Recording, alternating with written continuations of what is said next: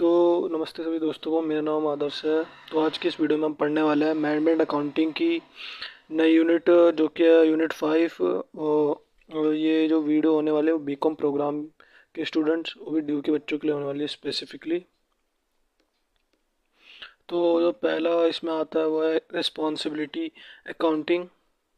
Responsibility accounting is a system of accounting in which organization divided into various responsibility center। मतलब इसमें क्या होता है, ऑर्गेनाइजेशन को वेरियस रिस्पॉन्सिबिलिटी सेंटर में डिवाइड कर दिया जाता है, जिसमें इंडिविजुअल मैनेजर रिस्पॉन्सिबल होते हैं परफॉर्मेंस के लिए अपने अपने सेंटर के जिसमें वो हैं। ठीक है। It focus on assigning responsibility, measuring performance, evaluating results of e segment under manager control. मतलब हर मैनेजर के कंट्रोल में जो सेगमेंट है उसमें उसको रिस्पॉन्सिबिलिटी असाइन करना, उसकी परफॉर्मेंस मेजर करना उस डिपार्टमेंट के, और रिजल्ट्स को इवेल्युएट यानी चेक करना। The central idea is to hold manager counter for only for those item that they can control and influence. मतलब उन्हीं चीज़ों के लिए क्या बोलते हैं, मैनेजर्स को अकाउंटेबल ठहराना जिसको वो कंट्रोल और इन्फ्लुएंस कर सकते हैं। तो अब इसमें कई सारे सेंटर्स आते हैं, इसके भी अपने बाइफर्केशन है, जो कि है पहला कॉस्ट सेंटर। इसमें जो मैनेजर होता है रिस्पॉन्सिबल होता है सिर्फ कॉस्ट कंट्रोलिंग के लिए, और परफॉर्मेंस मेजर करी जाती है एक्चुअल कॉस्ट को बजट कॉस्ट के साथ। मतलब जो बजट सेट किया गया था, ठीक है, और एक्चुअल जो हुआ है उसके बीच में वेरिएंस चेक किया जाता है, जिससे परफॉर्मेंस को मेजर किया जाता है। ठीक है। टिपिकल एग्जांपल हो प्रोडक्शन डिपार्टमेंट, मेंटेनेंस डिपार्टमेंट में इसका इस्तेमाल किया जाता है। और ऑब्जेक्टिव होता है टू अचीव इफिशिएंसी और अवॉइड करना अननेसेसरी एक्सपेंडिचर, मतलब बेफजूल के खर्चे को हटाना और एफिशिएंसी को अचीव करना। ठीक है। फिर जो नेक्स्ट है वो है रेवेन्यू सेंटर। रेवेन्यू सेंटर में जो मैनेजर होता है रिस्पॉन्सिबल होता है किस चीज़ के लिए, रेवेन्यू जनरेशन के लिए। और मैनेजर होते हैं वो डज नॉट कंट्रोल करते कॉस्ट को, ओनली सेल परफॉर्मेंस। मतलब इसमें जो होता है मैनेजर वो सिर्फ सेल परफॉर्मेंस को ऊपर कंट्रोल करता है, और मतलब उस चीज़ के लिए अकाउंटेबल है, ना कि कॉस्ट के लिए। ठीक है। एग्जांपल ये सेल डिपार्टमेंट में इस्तेमाल होता है, रीजनल सेल्स ऑफिस में। ठीक है। ऑब्जेक्टिव होता है मैक्सिमाइज करना revenue through effective selling and marketing effect. मतलब मार्केटिंग और सेलिंग इफेक्ट से जो रेवेन्यू कंपनी का ऑर्गेनाइजेशन को उसको ज़्यादा से ज़्यादा करना। फिर आता है तीसरा सेंटर जो कि प्रॉफिट सेंटर। इसमें जो सेगमेंट होता है वे a segment where the manager responsible both revenue cost. इसमें मतलब बोथ रेवेन्यू कॉस्ट के लिए होता है मैनेजर रिस्पॉन्सिबल, और जो परफॉर्मेंस होती है वो वैल्यूएट की जाती है प्रॉफिट स्टेटमेंट और वेरिएंस एनालिसिस के थ्रू। मतलब जैसे पी एंड एल बनता है, पी एंड एल अकाउंट बनता है। ठीक है। तो इसके थ्रू और एक वेरिएंस एनालिसिस जो कि स्टैंडर्ड कॉस्टिंग वाले चैप्टर में हम जो पढ़ते हैं उसमें वेरिएंस एनालिसिस सीखे, उसके थ्रू हम इसमें परफॉर्मेंस इवेल्युएट करते हैं। एग्जांपल होगा रिटेल ब्रांच और प्रोडक्ट डिवीजन।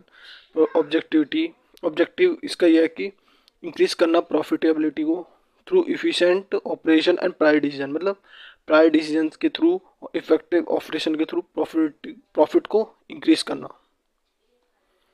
फिर चौथा है इन्वेस्टमेंट सेंटर, जिसमें मैनेजर रिस्पॉन्सिबल होता है रेवेन्यू कॉस्ट और इन्वेस्टमेंट इन एसेट के लिए। ठीक है। परफॉर्मेंस इवेलुएट होता है based on ROI, return on investment, और रेजिडुअल इनकम के थ्रू और एसेट यूटिलाइजेशन के थ्रू। ठीक है। एग्जांपल हो गया divisional head office, strategic business unit. Objective होता है maximising return on capital employed and ensure proper asset management. तो इसमें ऑब्जेक्टिव होता है कि जो कैपिटल, जो कंपनी ने जो पैसा लगाया और जो हर उसको उसमें ज़्यादा से ज़्यादा रिटर्न करना लाना, और इंश्योर करना कि जो भी एसेट इस्तेमाल है उसका प्रॉपर मैनेजमेंट हो, ढंग से उसको देखभाल की जाए।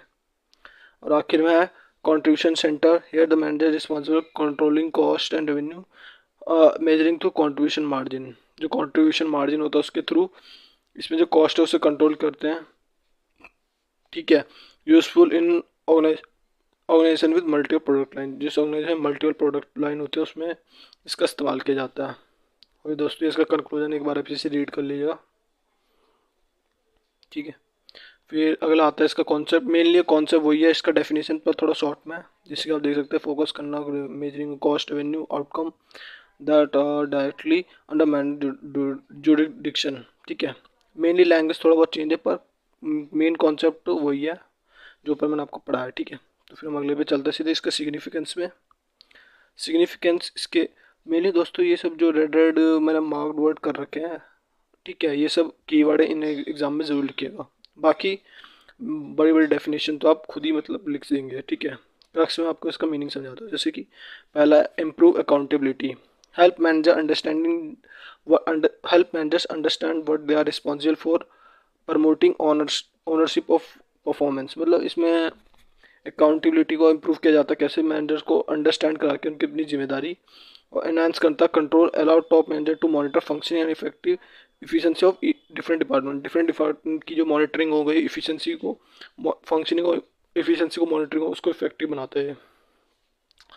और डिसीजन मेकिंग मेनली इसका इस्तेमाल होता है डिसीजन मेकिंग के लिए, ठीक है। Provide department and financial data, enable timely corrective action, ठीक है। Promote goal congruences, align individual manager goal with overall organisation objective. मतलब जो भी ऑर्गेनाइजेशन के ऑब्जेक्टिव्स हैं, ठीक है, ऑर्गेनाइजेशन के ऑब्जेक्टिव और एक इंडिविजुअल के ऑब्जेक्टिव हैं, उन दोनों को कनेक्ट कराना, ठीक है। Enable performance evaluation, help assessing manager based on controlling cost and result, increasing fairness and efficiency, ठीक है। मतलब इसमें परफॉर्मेंस को जो इवेल्युएट किया जाता है उसको भी, उसको उसके जो तरीके थे उसको भी बहुत बेहतर किया जाता है। Support budgetary control, integrates effectively with budgetary system by setting clear targets for each responsibility center। Mainly जो इसमें क्या होता है, जो बजटरी सिस्टम होता है उसको सेट करके हर एक रिस्पॉन्सिबिलिटी की मतलब परफॉर्मेंस को वो मेज़र किया जाता है। फिर बात करते हैं अगले आखिरी टॉपिक इसमें जो है divisional performance measurement. Performance measurement of division evaluate how effective a business segment is using its resource to achieve organization objective. It includes both financial and non-financial indicator to give complete view of efficiency, profitability and operational health.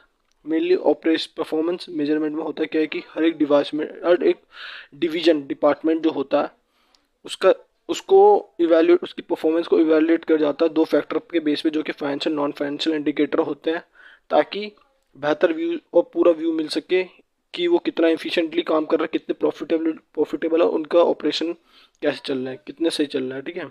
तो पहला आता है financial managers, जो कि monetary performance of division है। मतलब ये पैसे वाले टर्म्स में चीज़ों को मेजर करते हैं डिपार्टमेंट के, जो कि तो इसमें अलग अलग फैक्टर, जैसे कि पहला है return of investment, measures profit earned relative to capital invested, compare how profitability across, helps compare profitability across division, ठीक है।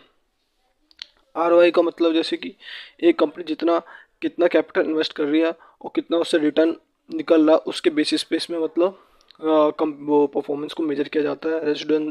रेसिडुअल इनकम में क्या होता है कि शो करते हैं प्रॉफिट आफ्टर डिडक्टिंग कॉस्ट, मतलब जितने भी कॉस्ट लगे कैपिटल का उसको प्रॉफिट से डिडक्ट करने के बाद जो प्रॉफिट बचा उस पर मेजर किया जाता है, ठीक है। Encourage manager to undertake profit investment even if they reduce ROI। मतलब भले ही ऐसे प्रोजेक्ट हैं जिनका ROI थोड़ा रिड्यूस है, पर अगर उनकी रेजिडुअल इनकम है तो वो इनकरेज करता है मैनेजर कि वो उस प्रोजेक्ट को अपनाए। Divisional profit slash net profit, ठीक है, indicate the total earning generated by division after all expense, useful of for evaluating short term financial performance. Mainly जो प्रॉफिट एंड लॉस अकाउंट होता है उसमें जो आखिर में जो वो बचता है, क्या बोलते हैं, नेट प्रॉफिट, ठीक है। तो उसके बेसिस पे ये परफॉर्मेंस मेजर करता है और मेनली शॉर्ट टर्म बेसिस में ज़्यादा फ़ायदा देता है, ठीक है। शॉर्ट टर्म परफॉर्मेंस को मेजर करने में ज़्यादा सही रहता है ये। Contribution margin measure the amount of to cover available to cover fix cost and generate profit, help जज how well the division contribute to overall profit. Mainly इसमें होता क्या, जैसे हमने कॉस्टिंग और मार्जिनल अकाउंटिंग में पढ़ा, सेल्स माइनस VC करके जो आखिर में कंट्रीब्यूशन निकलता है उसके बेसिस पे ये मेजर किया जाता है कि एक डिपार्टमेंट की परफॉर्मेंस को, और ये देखा जाता है कि वो उसका जो कंट्रीब्यूशन कितना फिक्स कॉस्ट कवर कर रहा है, कितना प्रॉफिट जनरेट कर रहा है, और कितना वो जो डिवीजन है वो कंट्रीब्यूट कर रहा है ओवरऑल प्रॉफिटेबिलिटी की में, ठीक है, ऑर्गेनाइजेशन के। फिर sales revenue, how division marketing performance useful in assessing growth, demand for divisional profit, divisional products. Mainly इसमें चेक किया जाता है कि वो डिपार्टमेंट की सेल्स कैसी है, और इसमें ये भी पता चलता है कि एक प्रोडक्ट की डिमांड कैसी है, ठीक है। और सबसे लास्ट में एक फैक्टर है जो है cash flow and operating cash flow, indicate करता है liquidity ability of division to generate cash for operation investment. मतलब एक ऑर्गेनाइजेशन में जो डिपार्टमेंट्स हैं सबके अलग अलग कैश फ्लो को एनालाइज करके मेजर किया जाता है उनकी परफॉर्मेंस, ठीक है। कितना कैश वो जनरेट कर पा रहे हैं, उनकी लिक्विडिटी कैसी है। फिर बात करते हैं दूसरे मेजर्स की जो कि non financial measures. These are the indicator assessing efficiency, quality, customer satisfaction, internal process. Mainly ऐसे ऐसे इंडिकेटर जो मॉनिटर नहीं है, पैसों के टर्म्स में मेजर नहीं किए जा सकते, उन सबको कहते हैं नॉन फाइनेंशियल मेजर्स। जैसे कि क्वालिटी, इसको पैसे के टर्म्स में नहीं कर सकते, efficiency, customer satisfaction, internal process. तो इसका जो पहला पॉइंट है वो है customer satisfaction index. Measure customers feedback on service quality, delivery and experience, help identifying area of improvement. जैसे कि हर एक ऑनलाइन प्लेटफॉर्म, जैसे एग्जांपल में देख लीजिए, जैसे हर एक ऑनलाइन जो प्लेटफॉर्म है जो सर्विस प्रोवाइड कर रहा है, तो उनका जो कस्टमर फीडबैक का जो प्रोसेस होता है उसमें रेटिंग सिस्टम का भी एक प्रोसेस होता है, जिससे पता चलता है कि मतलब उससे उनको उसका फीडबैक पता चलता है और वो अपने क्या बोलते हैं परफॉर्मेंस को एनालाइज करते हैं, अपने डिपार्टमेंट की परफॉर्मेंस को, ठीक है। और इससे उनको मदद होती है एरिया ऑफ इम्प्रूवमेंट जानने में, ठीक है, कौन कौन सी एरिया में उन्हें इम्प्रूवमेंट करनी है उसको जानने में मदद करता है। फिर product service quality metric include defective rate, number of returns, complaints, quality of audit results, reflect how reliable the division meets quality standards.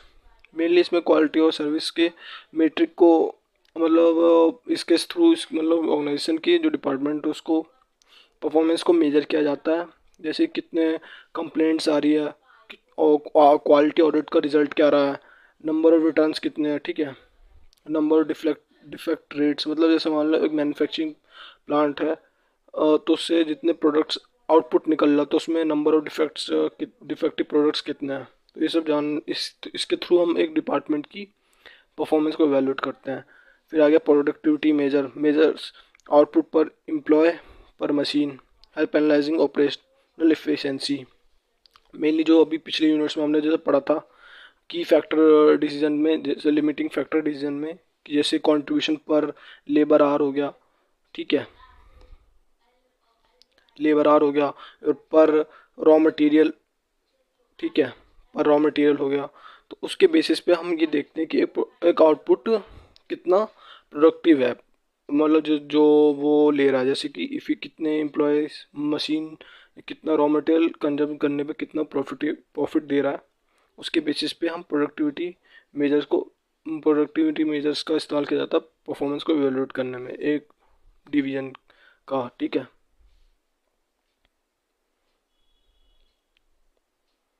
फिर बात करते हैं एम्प्लॉयज़ परफॉर्मेंस एंड सेटिस्फेक्शन। जैसे अभी हमने ऊपर पढ़ा था कस्टमर सेटिस्फेक्शन के बारे में, वैसे ही इसमें एम्प्लॉयज़ के परफॉर्मेंस और सेटिस्फेक्शन के बेस पे, जैसे कि ट्रेनिंग हो गया, लेवल हो गया, एब्सेंटिज्म, टर्नओवर, मतलब यहाँ पे टर्नओवर का मतलब है एम्प्लॉय टर्नओवर की बात कर रहा है, ठीक है, लेबर टर्नओवर की बात, मतलब कितनी तेज़ी से ऑर्गेनाइजेशन में लेबर बदल रही है, ठीक है। परफॉर्मेंस रेटिंग के बेसिस पे हम एक ऑर्गेनाइजेशन की डिवीजन की वो परफॉर्मेंस को मेजर करते हैं। Indicate the effectiveness of HR practice with in the division, innovation indicators, number of new product introduced, process improvement or R&D outcomes, so the division capability of for technological and product advancement।